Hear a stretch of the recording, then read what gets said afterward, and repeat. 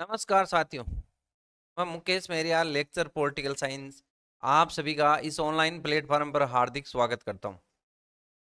आज अपन एक नई सीरीज का शुभारंभ कर रहे हैं। पॉलिटिकल साइंस कक्षा 12 की जो एनसीईआरटी सिलेबस पर आधारित है, और ये समान रूप से क्लास उपयोगी रहेगी आपके आरबीएसई बोर्ड के लिए तथा सीबीएसई बोर्ड के लिए।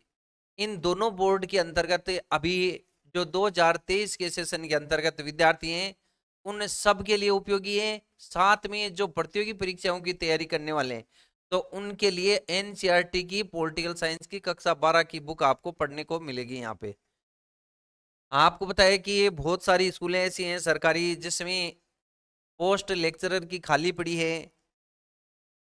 तो मेरा उद्देश्य है कि उन बच्चों तक ये एज ए ऑफलाइन की तरह क्लास पहुंचे निःशुल्क। और साथ में जो बच्चे ट्यूशन करते हैं उनको किसी प्रकार के ट्यूशन की आवश्यकता नहीं पड़े। तो देखिए, कक्षा 12 में कुल मिलाकर के दो किताब हैं पॉलिटिकल साइंस की। एक है स्वतंत्र भारत की राजनीति और दूसरी है समकालीन विश्व की राजनीति। आज अपन स्वतंत्र भारत की राजनीति जो पुस्तक है, इसके चैप्टर प्रारंभ करने जा रहे हैं। दोनों किताबों में 9 चैप्टर हैं। कुल मिलाकर के इसमें लेसन है 9 और टोटल हो गए 18। तो आज अपन स्वतंत्र भारत की राजनीति से संबंधित जितने भी चैप्टर हैं उनको प्रारंभ करेंगे। इसका पहला चैप्टर है स्वतंत्र भारत के समक्ष चुनौतियां। स्वतंत्र भारत के समक्ष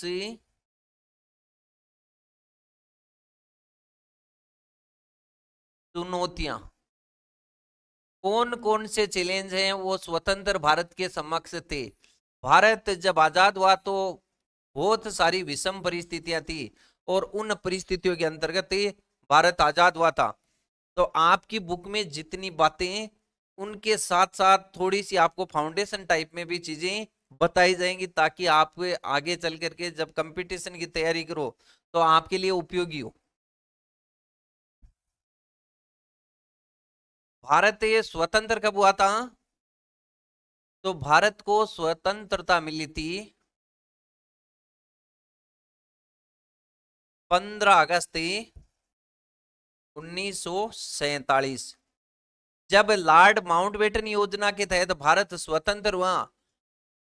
और 14 और 15 अगस्त की रात्रि को संविधान सभा में भारत के प्रथम प्रधानमंत्री पंडित जवाहरलाल नेहरू।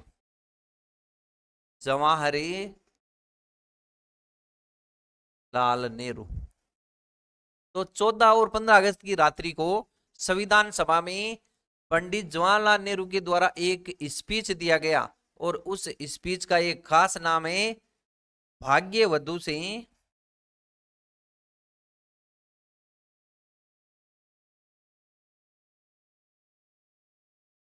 चिर प्रतिष्ठित भेंट।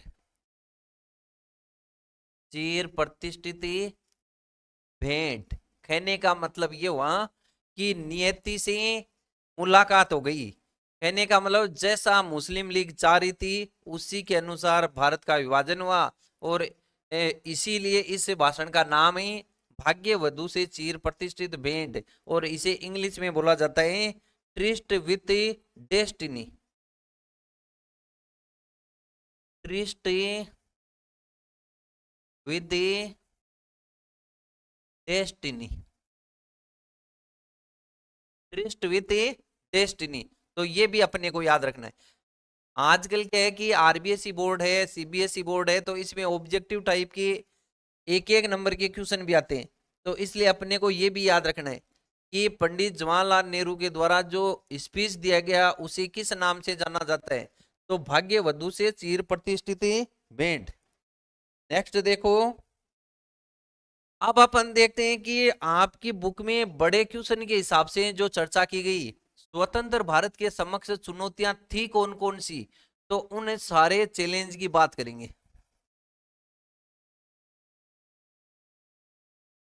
स्वतंत्र भारत के समक्ष कौन कौन सी चुनौतियां थी? तो देखो, इसमें कुल मिलाकर के 3 चैलेंज के बारे में बताए गए। पहला था इसमें विविधता में एकता की स्थापना करना। विविधता में एकता की स्थापना। सबसे बड़ा चैलेंज कौन सा था? विविधता में एकता की स्थापना करना। अब आपको क्या करना होता है कि जैसे 4 नंबर का क्वेश्चन आता है तो इनका डिटेल भी लिखनी पड़ती है। तो डिटेल आप अपने तरीके से करोगे, आपको पीडीएफ नोट्स भी हर क्लास के प्रोवाइड जो करवाए जाएंगे। देखो, विविधता में एकता का मतलब हो गया कि भारत में विभिन्न धर्मों के लोग, विभिन्न जो रीति रिवाजों को, संस्कृतियों के लोग हैं, भिन्न भिन्न भाषाओं के लोग हैं। तो इन सब को एकता के सूत्र में कैसे बांधेंगे, इन सब में एकता किस प्रकार से स्थापित करेंगे? तो ये भारत के समक्ष बहुत बड़ी चुनौती थी, क्योंकि भारत में बहुत सारी भाषाओं को मानने वाले लोग, बहुत सारे रीति रिवाज, उनकी संस्कृति अलग अलग है। तो इन सब में एकता स्थापित करना, यूनिटी स्थापित करना, ये बहुत बड़ी जो चैलेंज था। दूसरा,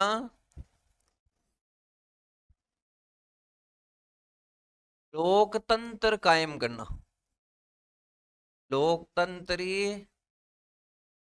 कायम करना, या फिर ऐसे बोल सकते हैं लोकतंत्र को स्थापित करना।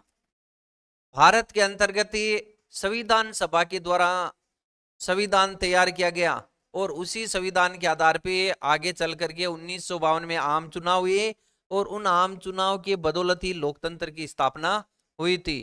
तो कहने का मतलब, भारत में लोकतंत्र किस तरीके से स्थापित किया जाएगा? जहां पे बहुत कम लोग थे जो पढ़े लिखे हैं भारत में उस टाइम पर, तो इसलिए ये भी सबसे बड़ा चैलेंज था कि यहाँ पे लोकतांत्रिक तरीके से चुनाव कैसे संपन्न करवाया जाएगा। तो दूसरी बड़ी चुनौती हो गई लोकतंत्र कायम करना। तीसरी है सभी वर्गों का समान विकास करना। सभी वर्गों का समान विकास करना।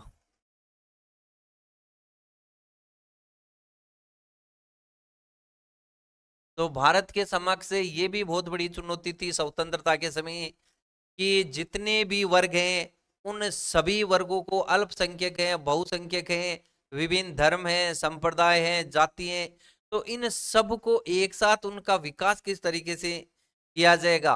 न्याय, स्वतंत्रता, समानता, इस प्रकार की जो विचारधारा है उसको लागू कैसे किया जाए? तो सभी वर्गों का एक साथ समान विकास करना, ये भी भारत के समक्ष सबसे बड़ी चुनौती थी।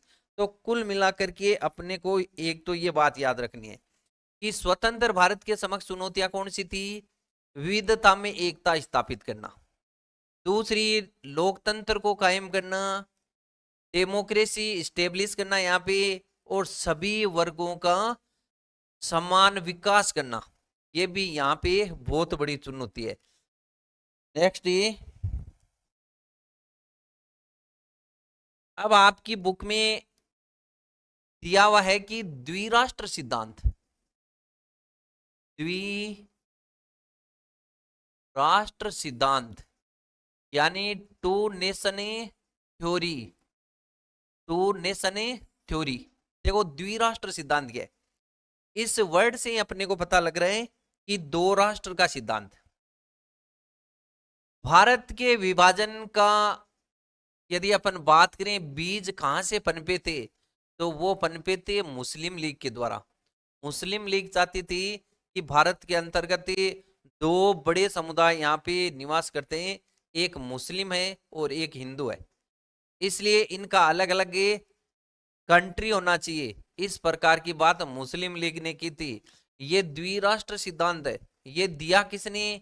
ये भी बहुत सी बार पूछा जाता है। तो ये मुस्लिम लीग ने दिया था। मुस्लिम लीग की स्थापना कब हुई थी? 1906 में। तो ये भी आपको याद रखना चाहिए। मुस्लिम लीग ने द्विराष्ट्र, टू नेशन थ्योरी दी और बताया कि भारत में दो प्रकार के धर्मों के लोग रहते हैं, एक मुस्लिम और एक हिंदू। और उसी के आधार पे जो मुस्लिम बाहुल्य क्षेत्र है वो पाकिस्तान में जाना चाहिए, और हिंदू बाहुल्य क्षेत्र है वो आपके इंडिया में रहना चाहिए। तो इस प्रकार की बात द्विराष्ट्र सिद्धांत के अंतर्गत की गई। अब ये द्विराष्ट्र सिद्धांत की मांग तो मुस्लिम लीग ने की, और ये सिद्धांत दिया किसने? मुस्लिम लीग ने। और विरोध किन लोगों ने किया? इस द्विराष्ट्र सिद्धांत का विरोध किसने किया? तो ये भी अपने को याद रखना है। एक तो गांधी जी ने,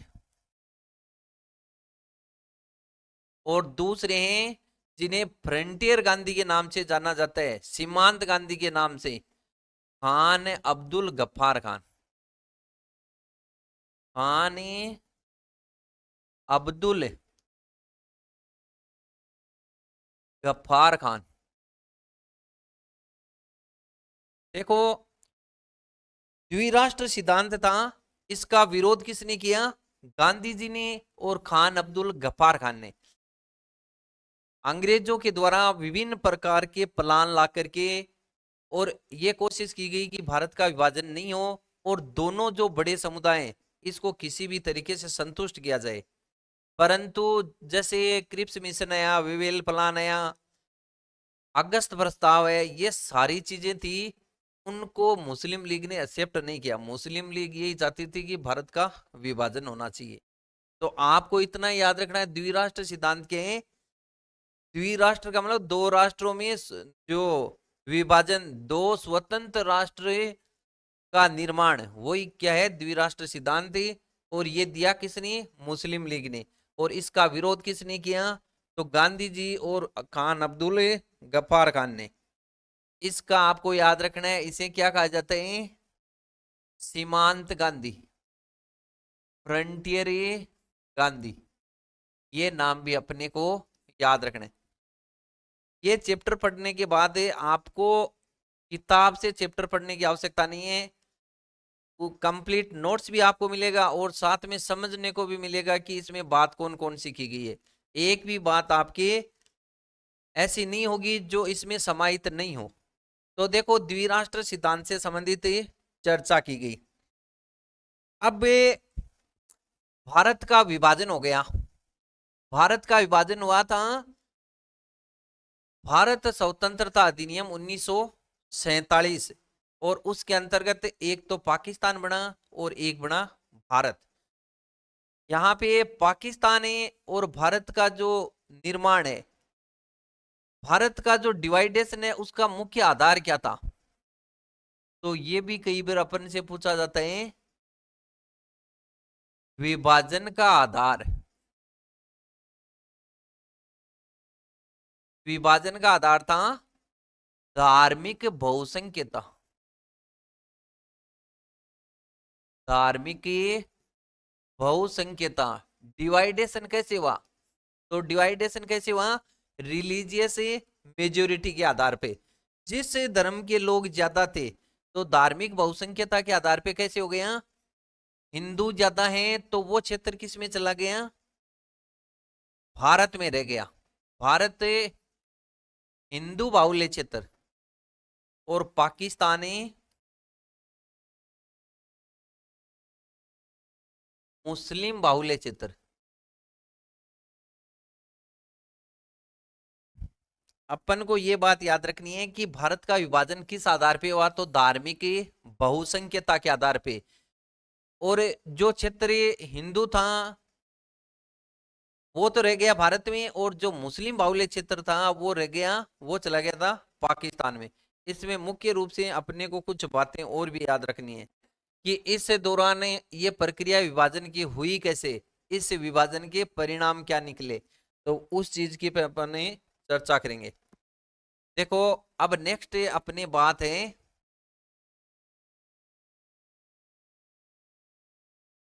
भारत विभाजन का परिणाम क्या हुआ। भारत विभाजन के परिणाम, या फिर भारत विभाजन के प्रभाव क्या पड़े?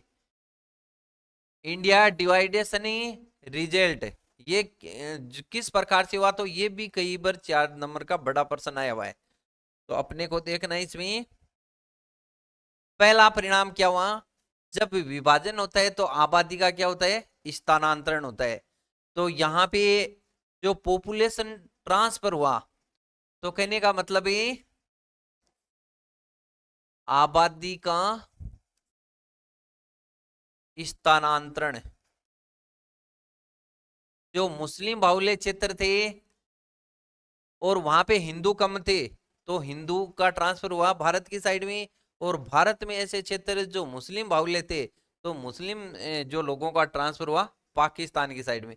इस तरीके से आबादी का, पॉपुलेशन का एक देश से दूसरे देश दोनों क्षेत्रों की ओर ट्रांसफर हुआ। और इसमें बहुत सारी जातियां हुई थी, यहाँ पे हिंसक घटना हुई थी, सांप्रदायिक दंगे हुए थे, बहुत सारी बातें। तो दूसरा रिजल्ट क्या निकला इसका, सांप्रदायिक दंगे हुए और वह हिंसक घटना, हिंसक घटनाएं।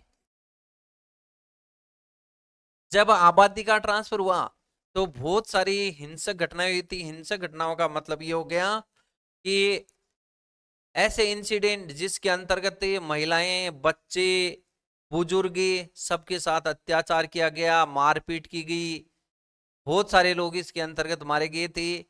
और हिंसक घटना सर्वाधिक हुई कहां पे थी, इस हिंसक घटना का शिकार हुए थे अमृतसर। ये भी अपने को याद रखना है, एक तो अमृतसर, दूसरा कलकत्ता और तीसरा लाहौर। सबसे ज्यादा हिंसक घटनाएं यहीं पे हुई थी। कारण क्या था, पंजाब भी पश्चिमी पंजाब और पूर्वी पंजाब में विभाजित हुआ था, और बंगाल भी पूर्वी बंगाल और पश्चिम बंगाल में जो डिवाइडेशन हुआ था। पश्चिम बंगाल रह गया भारत में, और पूर्वी बंगाल है उसे पूर्वी पाकिस्तान के नाम से जाना गया, जिसे वर्तमान में 1971 के अंतर्गत एक स्वतंत्र कंट्री बनी और उसका नाम रखा गया बांग्लादेश। तो इस तरीके से हिंसक घटनाएं भी इसमें हुई थी। तीसरी बात ये संपत्ति का बंटवारा किया गया। संपत्ति का बंटवारा, प्रॉपर्टी डिवाइडेशन। जब ये विभाजन होता है तो ये तो साफ सी बात है, संपत्ति का बंटवारा तो होता ही है। तो भारत के अंतर्गत ही जितना भी सामान था, यहां तक कि टेबल कुर्सी तक का जो बंटवारा हुआ था, विभिन्न प्रकार की चल अचल जो भी संपत्ति थी उसका डिवाइडेशन किया गया। तो आपको याद रखना है कि संपत्ति का भी बंटवारा हुआ। चौथी बात है कर्मचारियों का बंटवारा। कर्मचारियों का बंटवारा, डिवाइडेशन ऑफ ए एम्प्लॉय। जो एम्प्लॉय थे उन एम्प्लॉयों को भी क्या हुआ था, बंटवारा हुआ था। जो कैंडिडेट पाकिस्तान के इलाके में और हिंदू कर्मचारी थे वो काम कर रहे थे, तो वो भारत में आ गए। और इधर की साइड जो मुस्लिम कर्मचारी थे वो पाकिस्तान की साइड चले गए। इस तरीके से ये कर्मचारियों का बंटवारा भी हुआ था।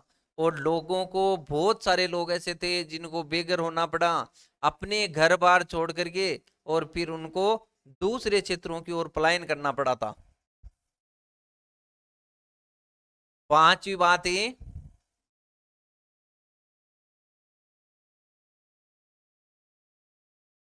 महिलाओं व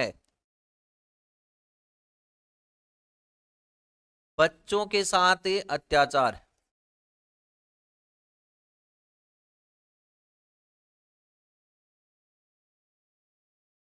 अत्याचार, इसका मतलब ये हो गया कि जो फीमेल थी, जो बालिकाएं थी और जो बच्चे थे, उनको बहुत ज्यादा प्रताड़ित किया गया, उनको यातनाएं दी गई, बलात्कार जैसी घटनाएं भी यहाँ पे हुई थी। तो एक तरीके से ये दुर्व्यवहार यहाँ पे किया गया। तो ऐसा रिजल्ट भी इसका निकला था। चौथी जो छठी बात है, शरणार्थी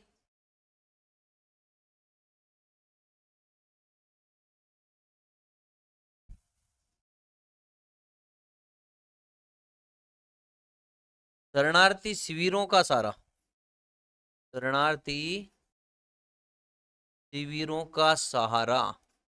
देखो लोग हो गए थे बेघर, और ऐसी स्थिति में लोगों ने क्या किया, रिफ्यूजी कैंप, शरणार्थी शिविर, इसका मतलब रिफ्यूजी कैंप। इन लोगों को रिफ्यूजी कैंप में जाना पड़ा और कई कई दिनों तक इन्हीं कैंपों में रहना पड़ा, भूखे प्यासे, किसी प्रकार की सुविधा इनको मिली नहीं। तो बहुत सारे लोग तो ऐसे थे वो यातना के कारण से खत्म हो गए, और कई ऐसे भी थे जो भूख प्यास के कारण भी खत्म हो गए थे। तो इस प्रकार की ये बहुत बड़ी त्रासदी हुई थी। भारत के विभाजन का जो परिणाम है ये तो मुख्य बिंदु है, परंतु विभाजन की प्रक्रिया अत्यंत ही जो दुखदाई थी। इस प्रकार का अत्याचार यहाँ पे हुआ था। लोगों को एक स्थान से दूसरे स्थान पर किसी प्रकार का कोई साधन नहीं था आवागमन का, उनको पैदल ही हजारों किलोमीटर जो दूरी तय करनी पड़ी थी। तो ये कुछ परिणाम है भारत विभाजन के। तो आपको ये याद रखना है कि इस प्रकार का बड़ा प्रश्न भी आपके आता है कि भारत विभाजन के परिणाम क्या निकले। तो आबादी का स्थानांतरण, इसके बाद ये सांप्रदायिक दंगे हुए और हिंसक घटनाएं हुई। और ज्यादा हिंसक घटनाएं यदि प्रांत पूछा जाए तो वो आपको बताने हैं। एक तो पंजाब में सर्वाधिक घटना हुई, और एक हुई थी बंगाल में। और इलाके कौन से थे, कलकत्ता, लाहौर और अमृतसर। फिर बात आती है संपत्ति का बंटवारा हुआ, कर्मचारियों का बंटवारा किया गया, महिलाओं और बच्चों के साथ क्रूर दयनीय अत्याचार किए गए, शरणार्थी शिविरों का लोगों को सहारा लेना पड़ा था। तो इस प्रकार की भी बातें अपने को याद रखनी है। नेक्स्ट देखो,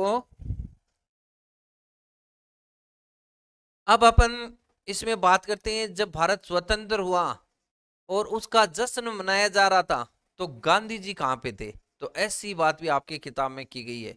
तो देखो गांधी जी से संबंधित कुछ चर्चा करते हैं।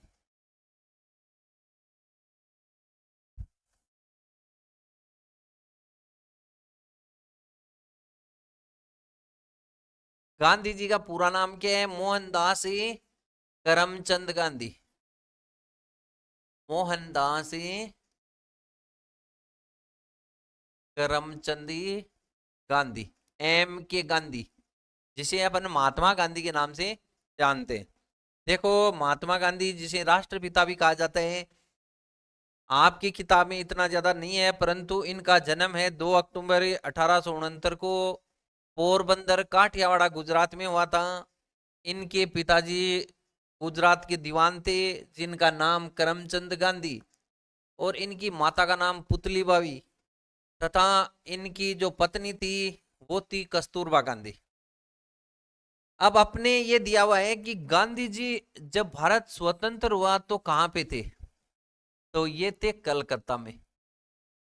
कलकत्ता में क्या कर रहे थे, लोगों को जो कि सांप्रदायिक दंगे कर रहे थे उन लोगों के साथ प्रार्थना सभा कर रहे थे। मतलब उनको समझाने का प्रयास कर रहे थे कि आपको इस प्रकार की जो हिंसक घटनाएं, आपको हिंसा नहीं करनी चाहिए, क्योंकि गांधी जी अहिंसा के पुजारी थे। तो उन दंगों को रोकने का प्रयास कर रहे थे। और वो कहाँ पे गए हुए थे गांधी जी, कलकत्ता में। ये अपने को बातें याद रखनी है। अब एक चीज और भी है इसमें, गांधी जी की हत्या की गई थी तो कब हुई थी, 30 जनवरी 1948। 30 जनवरी 1948 को गांधी जी की हत्या की गई। जब वो सुबह प्रार्थना सभा कर रहे थे तो उसी समय उनकी हत्या की गई थी। किसने की थी, नाथूराम गोडसे। नाथूराम गोडसे के द्वारा उनके शरीर पर जो गोली चलाई गई, 3 गोली, ऐसे किताब में लिखा हुआ है कि 3 गोली चलाई गई, और उनसे गांधी जी की वहीं पर जो मृत्यु हो गई थी। तो इस प्रकार की बात भी है। 30 जनवरी को शहीद दिवस के रूप में मनाया जाता है, ये भी आपको याद रखना है। अपने को यदि बोर्ड के हिसाब से देखें तो गांधी जी उस टाइम थे कहाँ पे, कलकत्ता में, ये बात है। और उनकी हत्या की किसने, नाथूराम गोडसे ने। और कब की, 30 जनवरी 48। नेक्स्ट देखो, अब ये महत्वपूर्ण टॉपिक है कि भारत स्वतंत्र हुआ तो उस टाइम पर ये भारत था कैसा। तो देखो, भारत ब्रिटिश प्रांतों में डिवाइडेशन था, 11 ब्रिटिश प्रांत थे और उन प्रांतों के अंतर्गत रियासत भी थी।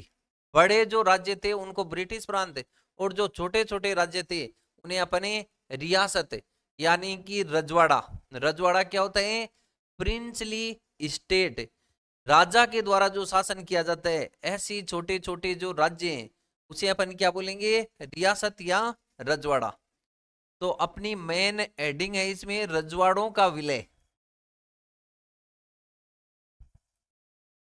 रजवाड़ों का विलय,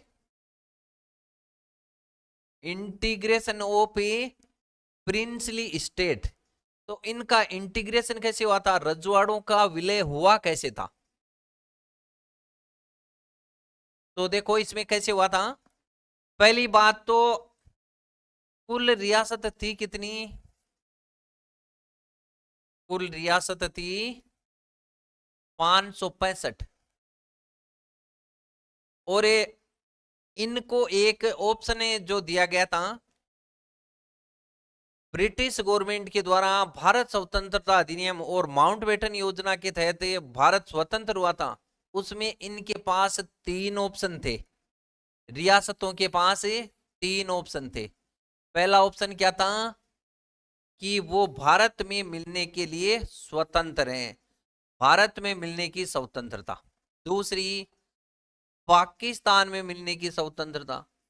जो 565 रियासतें हैं इनके पास ऑप्शन पहला कि भारत में मिल सकते हो, भारत में नहीं मिलना चाहो तो पाकिस्तान में मिल सकते हो। और तीसरा ऑप्शन था कि अपनी रियासत को स्वतंत्र भी रख सकते हो, अपनी रियासतें को स्वतंत्र रख सकते हो। तो इस प्रकार की ये भी पूछा जाता है, रियासतों के सामने 3 ऑप्शन है। पहला, भारत में मिलने की स्वतंत्रता। दूसरा, पाकिस्तान में मिलने की स्वतंत्रता। तीसरा, अपनी रियासत को स्वतंत्र रखने की स्वतंत्रता, कि न तो पाकिस्तान में मिलो न भारत में, अपनी रियासत को स्वतंत्र भी रख सकते हो। तो देखो, ये जितनी भी रियासतें हैं, 565 रियासतों के एकीकरण में सबसे बड़ा योगदान है वो है सरदार वल्लभ भाई पटेल का। सरदार वल्लभ भाई पटेल। इन सभी रियासतों को एक करने के लिए जिस बंदे ने सबसे ज्यादा प्रयास किया तो वो कौन है? सरदार वल्लभ भाई पटेल, जिसे लौह पुरुष कहा जाता है। और ये जो वल्लभ भाई पटेल हैं, भारत का जो प्रथम कैबिनेट मंत्रालय था, जो प्रथम मंत्रिमंडल था, उसमें गृह मंत्री भी थे और भारत के प्रथम उप प्रधानमंत्री भी ये रहे हैं। ये भी अपने को याद रखना है। देखो यहाँ पे एक प्रश्न बनता है कि सरदार वल्लभ भाई पटेल का भारत के एकीकरण में क्या योगदान था, या सरदार वल्लभ भाई पटेल के योगदान को बताइए। तो अपने को क्या लिखना है वो चीज देखो। मैंने बताया 565 रियासत। इन रियासतों के एकीकरण के लिए ये हुआ कि लगभग रियासतों ने तो एक सहमति पत्र पर हस्ताक्षर कर दिए। सहमति पत्र। और सहमति पत्र का नाम क्या है? इंस्ट्रूमेंट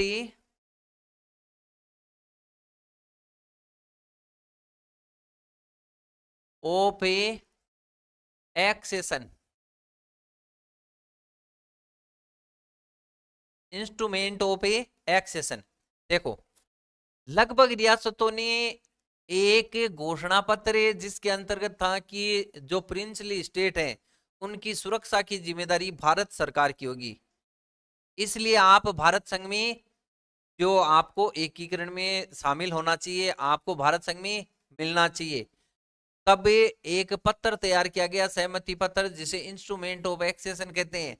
इस सहमति पत्र पर अधिकांश रियासतों ने हस्ताक्षर कर दिए थे, परंतु कुछ ऐसी रियासत थी जिन्हें अलग तरीके से मिलाया गया। तो वो रियासत देखो कौन कौन सी है आपके यहाँ पे। एक तो जूनागढ़ के बारे में है,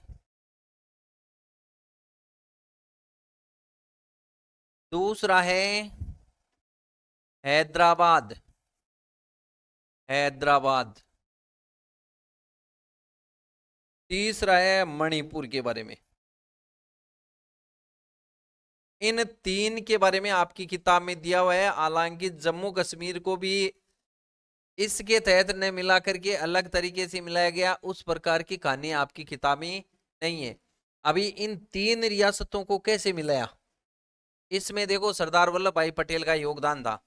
जूनागढ़ ये रियासत कहाँ पे पड़ती है, गुजरात में, और इसे किस से मिलाया, जनमत संग्रह से, जनमति संग्रह से। कहने का मतलब ये लोगों की इच्छा से, लोगों से मत डलवाया गया और फिर तय किया गया कि आप भारत में मिलना चाहते हो या पाकिस्तान में।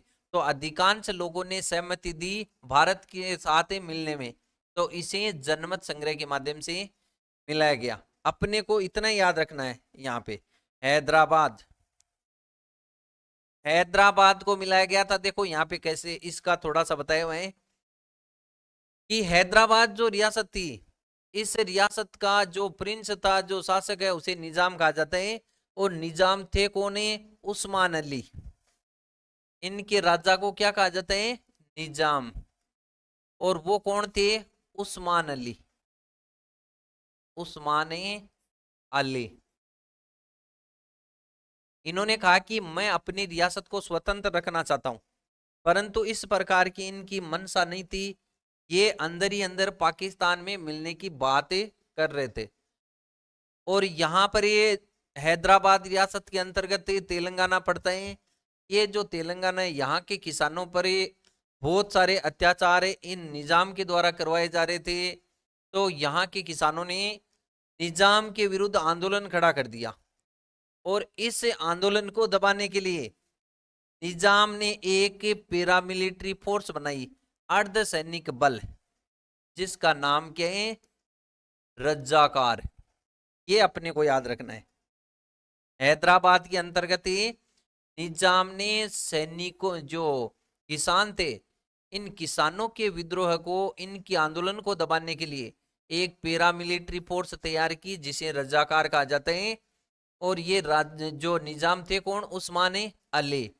अब रज्जाकार ने क्या किया, किसानों के जो आंदोलन था उसको दबाने के लिए इन सैनिकों ने उन पे हमला बोला। तो ये जो किसान थे, इन किसानों की हेल्प करने के लिए भारत सरकार की तरफ से मिलिट्री भेजी गई, और इस मिलिट्री ने फिर निजाम को आत्मसमर्पण के लिए जो झुकने को मजबूर कर दिया। तो निजाम आत्मसमर्पण कर दिया। इस हैदराबाद से संबंधित इतना याद रखना है कि इसे कैसे मिलाया गया, तो सैनिक की कार्यवाही से, सैनिक कार्यवाही।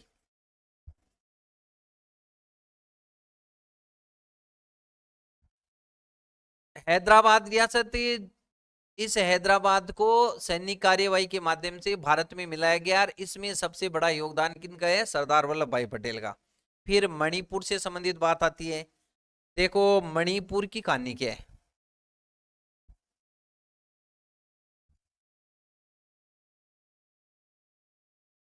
मणिपुर के जो प्रिंस थे, जो राजा थे, उनका नाम है बोध चंद्र सिंह, बोधि चंद्र सिंह। बोध चंद्र सिंह ने क्या किया, ये अपने राज्य को, राज्य में स्वायत्तता चाहते थे। स्वायत्तता, स्वायत्तता का मतलब ये हो गया कि जो आंतरिक मामले, उन आंतरिक मामलों में भारत सरकार का हस्तक्षेप नहीं चाहते। ये ऐसा नहीं चाहते कि इंडियन गवर्नमेंट है वो हमारे इंटरनल मैटर में किसी प्रकार का इंटरफेयर करे, ऐसा इनको पसंद नहीं था। तो ये अपनी रियासत को स्वायत्त चाहते थे। अब इसलिए यहाँ पे मणिपुर में विधानसभा के चुनाव हुए, और उस विधानसभा का चुनाव वयस्क मताधिकार पर किया गया। वयस्क मताधिकार के आधार पे। वयस्क मताधिकार का भारत के अंतर्गत पहली बार उपयोग किसमें किया गया? तो वो किया गया था मणिपुर के अंतर्गत। वयस्क मताधिकार मत देने का ऐसा अधिकार है जिसके अंतर्गत 18 या 18 वर्ष से ऊपर की आयु का जो कैंडिडेट है उसे वोट देने का अधिकार है। ये पहले 21 थी, अभी वर्तमान में कितनी है? 18। इसे 61वें संविधान संशोधन के तहत 21 से घटा करके 18 कर दिया गया। अपने को इतना ही याद रखना है कि मणिपुर के राजा कौन है? बोध चंद्र सिंह।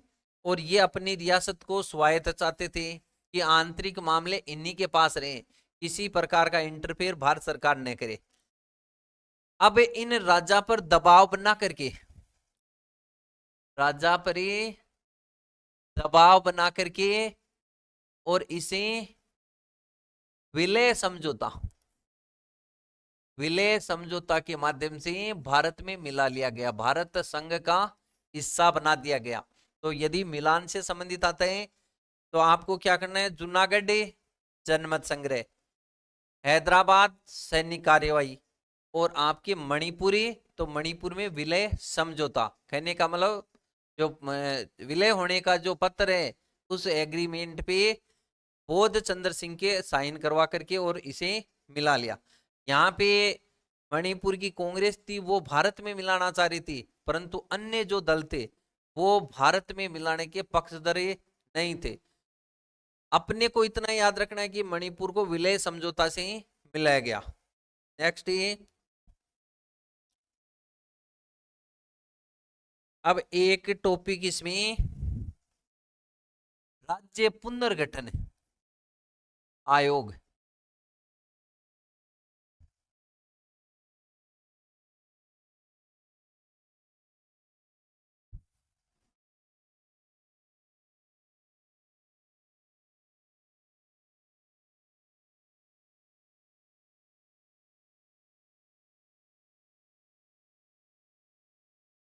राज्य पुनर्गठन आयोग, राज्य पुनर्गठन आयोग का मतलब क्या हो गया कि reorganisation state commission, state reorganisation commission.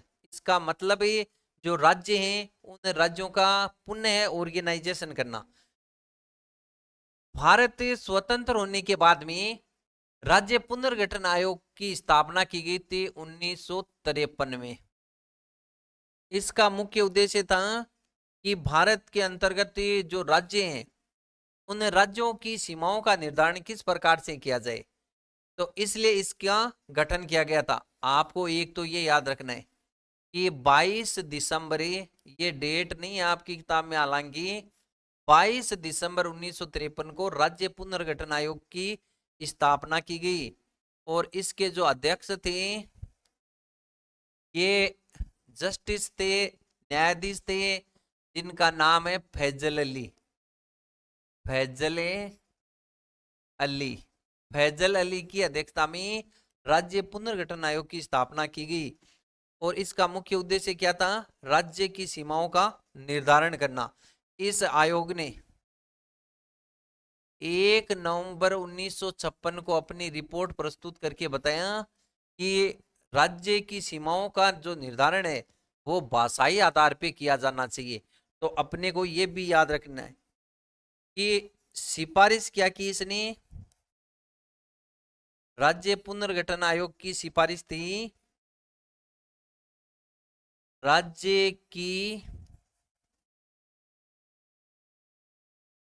सीमाओं का निर्धारण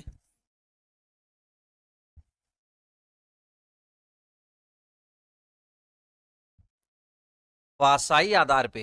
ये इंपॉर्टेंट बात है कि भाषाई आधार पे राज्य की सीमाओं का या स्टेट का फॉर्मेशन करना। जो लिंग्विस्टिक बेस, लैंग्वेज के आधार पे राज्य का रीऑर्गेनाइजेशन करना, इस प्रकार की सिफारिश राज्य पुनर्गठन आयोग की थी जो बनाया गया 1953 में। अध्यक्ष फैजल अली और इसने रिपोर्ट 1 नवंबर 1956 को प्रस्तुत की और सिफारिश थी भाषा के आधार पर राज्य की सीमाओं का निर्धारण। अब देखो एक नेता की यहाँ पे बात की गई है, गांधीवादी नेताएं, जिनका नाम है पोट्टी श्री रामुलु। पोट्टी श्री रामुलु, देखो ये कौन है? ये एक है गांधीवादी नेता। कहाँ के? आंध्र प्रदेश के। आंध्र प्रदेश के गठन में इनका सबसे बड़ा योगदान है। इन्होंने क्या किया था? भूख हड़ताल की 56 दिन की, 56 दिन की भूख हड़ताल है। और इसके बाद दिसंबर 1952 में इनकी मृत्यु हो गई थी। 56 दिन की भूख हड़ताल के बाद तब सरकार ने क्या किया? आंध्र प्रदेश का गठन किया था। और आंध्र प्रदेश का गठन कब किया गया था? 1952 में। ये भी अपने को बात याद रखनी है कि आंध्र प्रदेश का गठन कब किया गया? दिसंबर 1952। तो ये यहाँ पे प्रश्न आता है कई बार कि भाषाई आधार पे भारत में पहला राज्य कौन सा बना था? तो वो कौन सा बना था? आंध्र प्रदेश। और इनके प्रमुख जो नेता कौन है? पोट्टी श्री रामुलु। ये भी अपने को याद रखना है। राज्य कब बना था? तो थोड़ा अपने को ये भी याद रखना है। तो इनकी तो सन्नी याद रखनी है केवल कि राज्यों का पुनर्गठन कैसे किया गया। राज्य पुनर्गठन अधिनियम, पुनर्गठन अधिनियम 1956। और इस अधिनियम के तहत भारत में भाषाई आधार पे 14 राज्य प्लस 6 केंद्र शासित प्रदेश, केंद्र शासित प्रदेश बनाए गए थे। उस टाइम पर 14 राज्य और 6 केंद्र शासित प्रदेश। वर्तमान में भारत में 28 राज्य हैं और 8 केंद्र शासित प्रदेश है। तो देखो कौन सा राज्य कब बना, इन 14 की अपन बात करने वाले।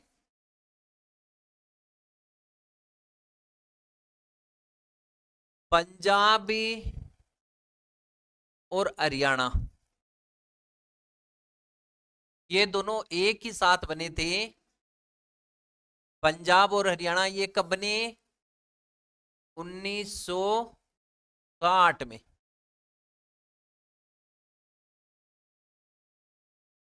1966 में। और फिर है गुजरात और महाराष्ट्र, ये दोनों एक साथ बने थे 1960 में।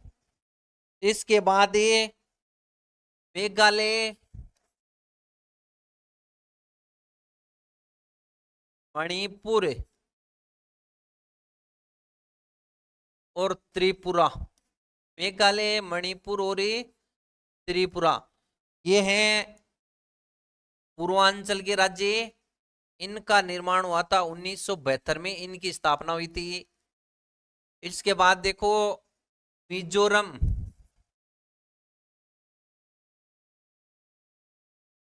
और एक अरुणाचल प्रदेश, अरुणाचल प्रदेश। ये दोनों राज्य कब बने थे? 1987। फिर बात करते हैं नागालैंड की।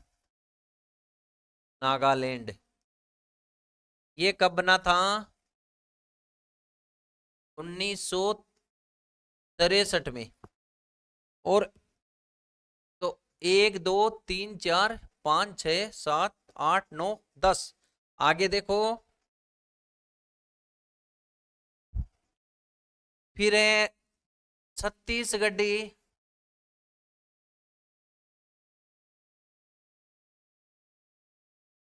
झारखंड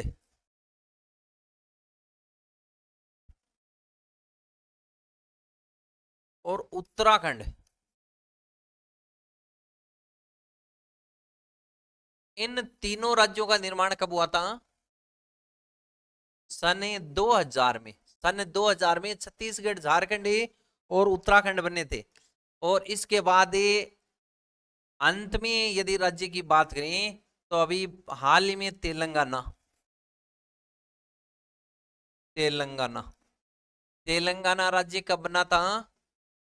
2 जून 2014 को, 2 जून 2014। देखो कुल मिलाकर के 14 राज्य बने। अपने को इनकी डेट याद रखनी है, आपकी किताब में साफ साफ इसके बारे में दिया हुआ है, तो इनको अपने को डेट को याद रखना है कौन सा राज्य कब बना। अब देखो कुछ इंपॉर्टेंट फैक्ट और भी हैं।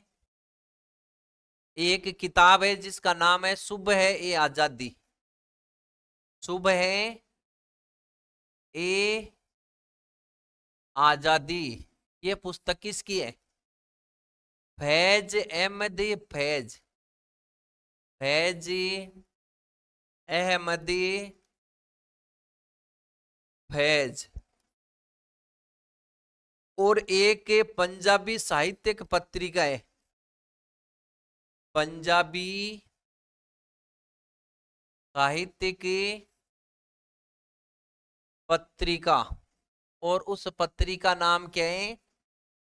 उस पत्रिका का नाम है नागमणि, नागमणि। और ये नागमणि पत्रिका लिखी किसने?